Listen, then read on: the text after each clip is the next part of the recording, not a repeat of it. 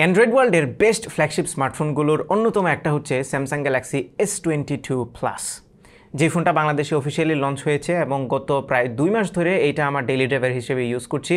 আমার মেন ফোনটা লিটারেলি ভাঁজ করে রেখে দিয়ে এটাই আমার ডেইলি ড্রাইভার ছিল গত প্রায় 2 মাসের মতো সময়। এই ফোনটা লাস্ট ইয়ারের যে S21 প্লাস আছে সেখান থেকে স্লাইটলি ইমপ্রুভড, যদিও ইন্টারন্যাশনালি ইমপ্রুভমেন্টটা অনেকে মাইনর ধরছে, বাট বাংলাদেশের মার্কেটে ইমপ্রুভমেন্টটা কিন্তু হিউজ, কারণ একটা বড় পরিবর্তন এইবার এসছে, সেটা হচ্ছে এসওসিতে। লাস্ট ইয়ার আমরা দেখেছি S21 সিরিজের সবগুলো ফোনই এক্সিনোস প্রসেসরের ভেরিয়েন্ট দিয়ে বাংলাদেশে লঞ্চ হয়েছিল, বাট এবার S22 সিরিজের সবগুলো ফোনই লাইক S22 আলট্রা এবং S22 প্লাস দুটোই কিন্তু স্ন্যাপড্রাগন ভেরিয়েন্টের প্রসেসর দিয়ে লঞ্চ হয়েছে। সো অফকোর্স আমাদের জন্য এটা অনেক ডিফারেন্ট। আজকের ভিডিওতে আমরা S22 প্লাসের ইউজার এক্সপিরিয়েন্স, এটা ভালো মন্দ দিক সব কিছু নিয়েই আলোচনা করব। So let's dive in. বাংলাদেশে S22 প্লাস 3টা কালার ভেরিয়েন্টে লঞ্চ হচ্ছে। একটা হচ্ছে ফ্যান্টম হোয়াইট, একটা ফ্যান্টম ব্ল্যাক, আর একটা হচ্ছে green. And I am really in love with the green colour. এই কালারটা আসলে ক্যামেরায় দেখে আমি জানি না কতটুকু ভালো লাগবে, বাট ইন পার্সন যদি আপনারা দেখেন তাহলে আই থিঙ্ক অলমোস্ট এভরিওয়ান এই কালারটা বেশি পছন্দ করবেন। সো আমি রিকমেন্ড করব আপনারা একটু কোনো একটা শোরুমে গিয়ে কালারগুলো হাতে নিয়ে একটু চেক করে নেবেন। আই বিলিভ গ্রিন কালারটা অনেকেই প্রেফার করবে। লাস্ট ইয়ার থেকে এবারের ডিজাইনটা স্লাইটলি রিডিফাইন্ড, স্পেশালি ক্যামেরা হাউসের ডিজাইনটা আমার বেশি পছন্দ হয়েছে। লাস্ট ইয়ারের থেকে এবারেটাই বেশি ভালো লাগছে দেখতে। ফ্রেমটা গ্লসি অ্যালুমিনিয়ামের ফ্রেম, মেটালিক ফ্রেম হওয়ার ফলে বেশ ডিউরেবল হবে ফোনটি। সেই সাথে সামনে পেছনে দুই জায়গাতে Corning gorilla glass Victus plus use করা হয়েছে। সেই সাথে এই ফোনটি IP68 ওয়াটার এবং ডাস্ট রেজিস্ট্যান্ট, সো বৃষ্টিতে ভিজে যাওয়া, ভুল করে পানিতে ফেলে দেওয়া কিংবা একটু রাফ ইউজেও কিন্তু কোনো সমস্যা হবে না, বেশ ডিউরেবল হবে ফোনটি, এটা বোঝাই যাচ্ছে। S22 প্লাসের ডিসপ্লেটা হচ্ছে 6.6 ইঞ্চির একটা ফ্ল্যাট ডিসপ্লে। এটা অনেকেই হয়তো বা কার্ভড ডিসপ্লে একটু বেশি পছন্দ করে, তাদের জন্য S22 আলট্রাটা আছে। এই ডিসপ্লের একটা ভালো দিক হচ্ছে এটা চারপাশের বেজালটা একদমই সিমেট্রিক্যাল, যার ফলে পুরো ডিসপ্লে রিয়েল এস্টেটটাকে অনেক বেশি এমার্সিভ লাগে। পাশাপাশি ছোট্ট যে ক্যামেরা কাটআউটটা আছে সেটাও কিন্তু এই এমার্সিভ এক্সপিরিয়েন্সে আরেকটু হেল্প করে। আর লাস্ট ইয়ারের S21 প্লাসের যে ডিসপ্লেটা ছিল সেটা 20:9 অ্যাসপেক্ট রেশিও ছিল, বাট এবারের ফোনটাতে 19.5:9 অ্যাসপেক্ট রেশিও ইউজ করা হয়েছে, যার ফলে ফিজিক্যালিও ফোনটা কিন্তু একটু চওড়া হয়েছে আগের তুলনায়। সো ওয়ান হ্যান্ডেড ইউজিবিলিটিটা আমার মতে S21 প্লাস একটু বেটার ছিল S22 প্লাসের তুলনায়। আর এই ডিসপ্লেটা হচ্ছে ফুল HD প্লাস রেজুলেশনের, এটাতে 120 হার্জ রিফ্রেশ রেট ইউজ করা হয়েছে। এটা একটা ডাইনামিক অ্যামোলেড 2x প্যানেল এবং এটাতে HDR10 প্লাসও আছে। সেই সাথে স্যামসাংয়ের one of the most brightest display বলা যায় এটাকে। স্যামসাং এর আগে এত ব্রাইট ডিসপ্লে কোনো ফোন ইউজ করেনি এবং এটার পিক ব্রাইটনেস 1750 নিট পর্যন্ত যায়, উইচ ইজ হিউজ। এবং অ্যাডাপটিভ ব্রাইটনেসের সাথে স্যামসাং এবার ভিশন বুস্টার নামের একটা টেকনোলজি ইউজ করা হয়েছে, যার ফলে অ্যাডাপটিভ ব্রাইটনেসের সাথে কালার টোনটাও একটু অ্যাডজাস্ট হয় এবং ভিজিবিলিটি বিভিন্ন লাইটিং কন্ডিশনে ডিফারেন্টলি অ্যাডজাস্ট হওয়ার ফলে অনেক ভালো ভিউইং এক্সপিরিয়েন্স পাওয়া যায়। ডিসপ্লেটা খুবই শার্প, কালারগুলো খুবই ভিভিড এবং অ্যাকুরেট। ডিরেক্ট সানলাইট সহ যে কোনো লাইটিং কন্ডিশনে দুর্দান্ত ভিজিবিলিটি পাচ্ছিলাম। সেই সাথে এটার 120 হার্জ রিফ্রেশ রেটটা খুবই স্মুথ এবং অ্যাডাপটিভ ছিল এটা। সো যখন দরকার পড়বে তখন 120 হার্জ ইউজ করবে, অথবা অ্যাপের ইন্টারফেস যত ডিমান্ড করে ততই আসবে। যখনই আপনি হোম পেজে স্টপ থাকবেন তখন কিন্তু একদমই মিনিমাম ফ্রেম রেটে নিয়ে আসবে, যেন ব্যাটারি সেভ করা যায়। সব কিছু মিলিয়ে অ্যান্ড্রয়েড ফোন ওয়ার্ল্ডে বেস্ট ডিসপ্লে বলা যাবে S22 প্লাস এবং S22 আলট্রা দুটোকেই। S22 প্লাসটা শুধুমাত্র সাইজে ছোট, বাট টেকনোলজি কিন্তু সবই সেম S22 আলট্রার মতোই। ফোনটিতে ডুয়েল সিম কার্ড স্লট আছে, যদিও মেমোরি কার্ড এক্সটেনশনের সুযোগ নেই, এবং এই ফোনটি বাংলাদেশে কেবল 256 জিবি ভেরিয়েন্টে অফিসিয়ালি পাওয়া যাবে। আমার মনে হয় না 256 পরে আর স্টোরেজ দরকার পড়ে। তবে স্যাডলি ফ্ল্যাগশিপ ফোনে এখন কোনোটাতেই 3.5mm অডিও জ্যাক থাকে না, এটাতে শুধুমাত্র USB Type-C পোর্ট আছে। আর এটাতে হাইব্রিড স্টেরিও স্পিকার দেওয়া হয়েছে, যে স্পিকারের সাউন্ড কোয়ালিটি খুবই ভালো লেগেছে আমার কাছে। পর্যাপ্ত লাউড ছিল, সাউন্ড অনেক ক্লিয়ার ছিল, সেই সাথে প্রত্যেকটা ফ্রিকোয়েন্সি সেপারেট ছিল, একটা আরেকটাকে ওভারল্যাপ করছিল না। ওভারঅল খুবই গুড সাউন্ডিং স্পিকার এই ফোনে ইউজ করা হয়েছে। আর শুরুতেই যেরকমটা বলছিলাম, এইবার কিন্তু স্যামসাং এক্সিনোস ভেরিয়েন্ট 9-এ বাংলাদেশে স্ন্যাপড্রাগন ভেরিয়েন্ট অফিসিয়ালি লঞ্চ করেছে এবং এটাতে কোয়ালকমের লেটেস্ট অ্যান্ড গ্রেটেস্ট যে এসওসি কোয়ালকম স্ন্যাপড্রাগন 8 Gen 1 সেটাই দেওয়া হয়েছে।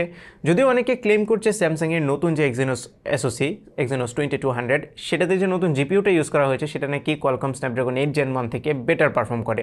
তবে আমি বিশ্বাস করি যখনই আমরা এরকম ফ্ল্যাগশিপ গ্রেডের এসওসিতে চলে যাই তখন পারফরমেন্সের ডিফারেন্সটা প্র্যাকটিক্যাল লাইফে আসলে অতটাও মেজর না। যে মিনিমাম ডিফারেন্স আছে সেইটা শুধুমাত্র ওই কাগজে কলমেই বেশি চোখে পড়ে, রিয়েল লাইফে আসলে অতটাও ডিফারেন্স আমার কাছে মনে হয় না। সেই বিবেচনা করলে এই ফোনটা থেকে আমি দুর্দান্ত পারফরমেন্স পাচ্ছিলাম।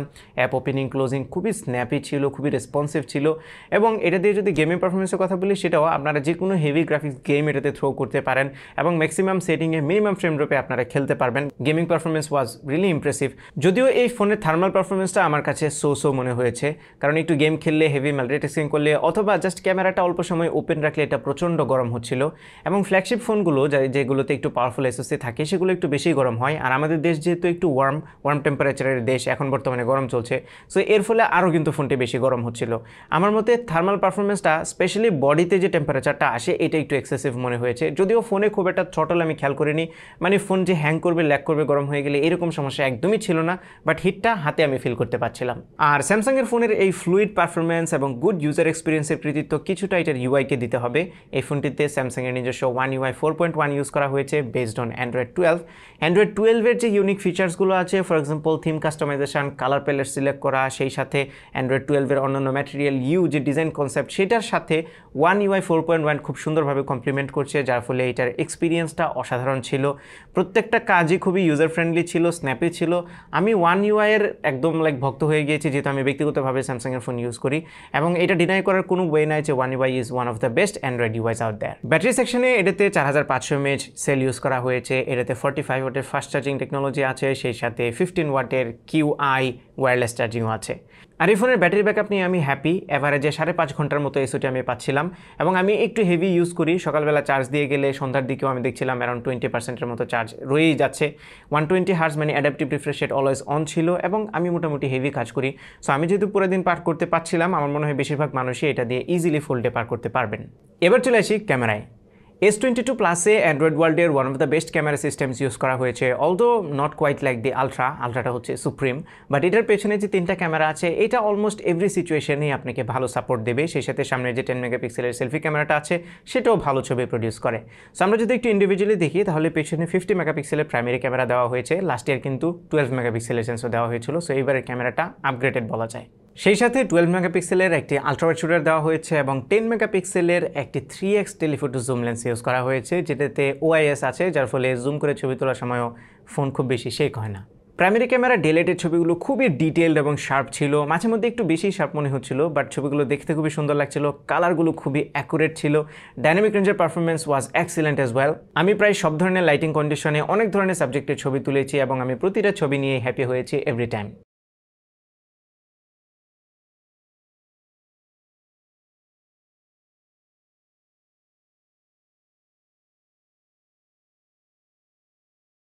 পোর্ট্রেট মোডে আপনারা রেগুলার লেন্স ইউজ করতে পারেন অথবা 3x জুম ইউজ করতে পারেন, তবে পোর্ট্রেটে গেলে সরাসরি 3x জুমটাই সাজেস্ট করে, কারণ 3x জুম দিয়ে ছবি তুললে ফেসিয়াল স্ট্রাকচারটা একটু বেশি সুন্দর লাগে, যেহেতু এটার ফোকাল লেন্সটা একটু টাইট, যার ফলে ফেস দেখতে একটু সুন্দর লাগে। বাট রেগুলার মোডে ছবি তুললেও স্পেশালি সাবজেক্টের যেই সেপারেশনটা ব্যাকগ্রাউন্ড থেকে সেটা খুবই সুন্দর হয়, ব্যাকগ্রাউন্ডের ব্লারিনেসটাও খুবই ন্যাচারাল লাগে, অনেকটা DSLR টাইপ লুক আসে, যেটা দেখতে খুবই সুন্দর লাগে। বোথ 3x জুম এবং রেগুলার মোডে পোর্ট্রেট অনেক সুন্দর ছিল, তবে 3x জুম করে পোর্ট্রেট তুললে কিন্তু ডিটেলটা একটু কম পাওয়া যাবে রেগুলার লেন্সের তুলনায়। রেগুলার লেন্স অ্যাকচুয়ালি বেশি ডিটেল রিটেন করতে সক্ষম হয়।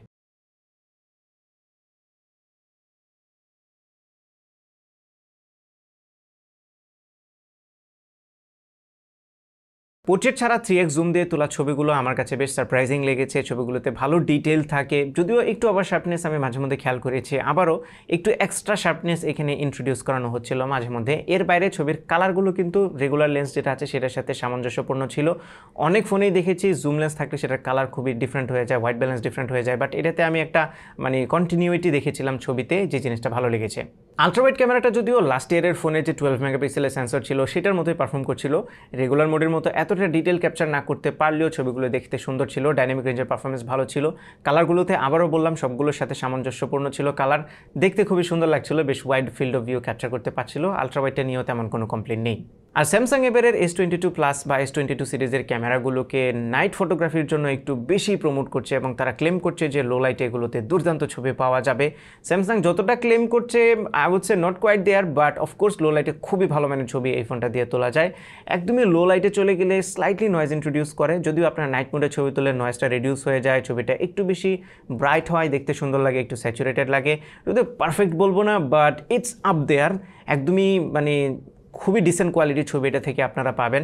লো লাইটে গেলে পোর্ট্রেট তুললেও সুন্দর ছবি আসে, কারণ লো লাইট পোর্ট্রেটের একটা মোড আছে যেটা দিয়ে খুবই সুন্দর বোকে ইফেক্ট তৈরি করা যায়, যার ফলে দেখতে অসাধারণ লাগে। কিছু লো লাইট ছবি আপনাদেরকে দেখিয়ে দিচ্ছি, নিজেরাই জাজ করে নিন। যদিও আলট্রাওয়াইড এবং টেলিফোটো লেন্সে লো লাইটের পারফরমেন্স অতটা ভালো লাগেনি, প্রাইমারি ক্যামেরা দিয়ে বেশি ভালো ছবি ক্যাপচার করা যায়। ভিডিওর বেলায় আপনারা এই ফোনটা দিয়ে সর্বোচ্চ 8K 24 ফ্রেম পার সেকেন্ডে রেকর্ড করতে পারবেন। এটা হচ্ছে হাইয়েস্ট রেজুলেশন। যদিও 8K তে রেকর্ড করাটা আমার কাছে খুব একটা প্র্যাকটিক্যাল মনে হয় না, কারণ 4K থেকে 8K তে ডিটেলসের পার্থক্য খুব একটা বেশি থাকে না, বাট স্টোরেজ স্পেস নেয় অনেক বেশি। সো আমার মনে হয় না যে 8Kটা খুব একটা মানুষ ইউজ করবে। তবে 4K তে প্রত্যেকটা লেন্স দিয়েই আপনারা up to 60 FPS A record করতে পারবেন, প্রাইমারি ক্যামেরা, টেলিফোটো এবং আলট্রাওয়াইড দিয়ে, যে জিনিসটা খুবই ভালো লেগেছে আমার কাছে। এবং সবগুলোতেই স্টেবিলাইজেশন আছে, দুর্দান্ত স্টেবল ভিডিও রেকর্ড করা যায়। সেই সাথে সুপার স্টেডি নামের একটা মোড আছে যেটা অ্যানাবল করতে পারবেন আপনারা 1080-তে, মানে ফুল এইচডি যে রেজুলেশনটা আছে সেটাতে, তখন কিন্তু আরও স্টেবল ভিডিও রেকর্ড করা যায়। সব মিলে এটার ক্যামেরা সিস্টেমের যে ভিডিও ক্যাপাবিলিটি সেটা নিয়ে আমি সুপার হ্যাপি। সামনে 10 মেগাপিক্সেলের সেলফি ক্যামেরাটাও খুবই ভালো কোয়ালিটি সেলফি প্রডিউস করছিল, কালার টোনটা স্পেশালি খুব ভালো ছিল, ফেস টোন অ্যাকুরেটলি ডিটেক্ট করতে পারছিল, ভালো ডিটেল এবং শার্পনেসও রিটেন করতে সক্ষম হচ্ছিল। সামনের ক্যামেরা ডাইনামিক রেঞ্জের পারফরমেন্সও খুবই ভালো ছিল। পোর্ট্রেট সেলফিগুলোতেও এজ ডিটেকশন অ্যাকুরেট ছিল, ব্যাকগ্রাউন্ডের ব্লারিনেস ওয়াজ ভেরি ন্যাচারাল। সেই সাথে লো লাইটে গেলেও লো লাইটে ভালো ছবি ক্যাপচার করা যায়। সো সব মিলিয়ে ফ্রন্ট ক্যামেরার ছবির কোয়ালিটি নিয়েও আমি হ্যাপি।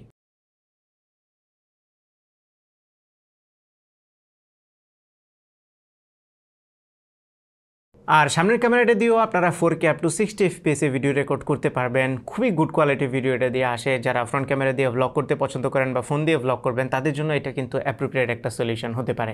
ফাইনালি এটার আলট্রাসনিক ইন ডিসপ্লে ফিঙ্গারপ্রিন্ট স্ক্যানারটা খুবই ফাস্ট এবং অ্যাকুরেটলি কাজ করছিল। পজিশনিংটাও খুবই সুন্দর জায়গায় করা হয়েছে। এটাতে NFC আছে, ব্লুটুথ 5.2 ইউজ করা হয়েছে। সেই সাথে এটাতে সব ধরনের সেন্সর আছে। এটার ইয়ারপিসের কোয়ালিটি ভালো ছিল, নেটওয়ার্ক রিসেপশন, সেলুলার এবং ওয়াইফাই কোনোটাতেই কোনো সমস্যা আমি ফেস করিনি, সব কিছুই একদম দুর্দান্ত ছিল। ফাইনালি আমি বলবো S22 প্লাসটা লাস্ট ইয়ারের S21 প্লাস থেকে যদিও মাইনর আপগ্রেড মনে হতে পারে, বাট বাংলাদেশে যেহেতু আমরা একটা ডিফারেন্ট এক্সপিরিয়েন্স পাচ্ছি এক্সিনোসের জায়গায় স্ন্যাপড্রাগনের প্রসেসরে, এবং এইটার ডিসপ্লে, ব্যাটারি ব্যাকআপ, এইটার পারফরম্যান্স, বিল্ড কোয়ালিটি সব কিছু একদমই top notch. So of course recommend করা যেতেই পারে। যারা একটু মাঝারি সাইজের ফোন পছন্দ করেন তাদের জন্য এটা একদম 100% রিকমেন্ডেড। যদিও ভালো হতো যদি স্যামসাং রেগুলার যে S22 ভার্সনটা আছে সেটাও লঞ্চ করতো বাংলাদেশে, তাহলে মানুষ আরেকটা অপশন পেত। কিন্তু এখন কেবল দুইটাই অপশন আছে, S22 প্লাস এবং S22 আলট্রা। আমি অফিসিয়াল ভেরিয়েন্টের কথা বলছি, অফকোর্স অফিসিয়ালি শুধু এই দুইটাই অ্যাভেলেবল আছে। নাও S22 আলট্রা থেকে S22 প্লাসের ডিসপ্লে সাইজের যে পার্থক্যটা সেটা আমার কাছে মেজরই মনে হয়েছে, স্পেশালি প্র্যাকটিক্যাল লাইফ ইউজে S22 আলট্রাটা একটু বেশি বড় মনে হয়েছে আমার কাছে।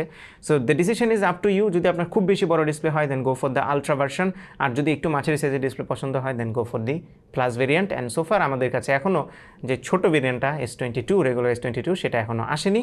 যদি ভবিষ্যতে আসে তাহলে সেটাও কনসিডার করতে পারেন। সো এই ছিল আমাদের আজকের ভিডিও। আশা করি ভিডিওটা আপনাদের ভালো লেগেছে। যদি ভালো লেগে থাকে তাহলে ভিডিওতে একটা লাইক দেবেন, কমেন্ট করে জানাবেন কেমন লাগলো। আপনার ফ্রেন্ডদের সাথে শেয়ার করতে একদমই ভুলবেন না। আমার পেজে ফলো এবং চ্যানেলে সাবস্ক্রাইব তো মাস্ট। দেখা হবে পরবর্তী ভিডিওতে। Till then, take care. Assalamu alaikum.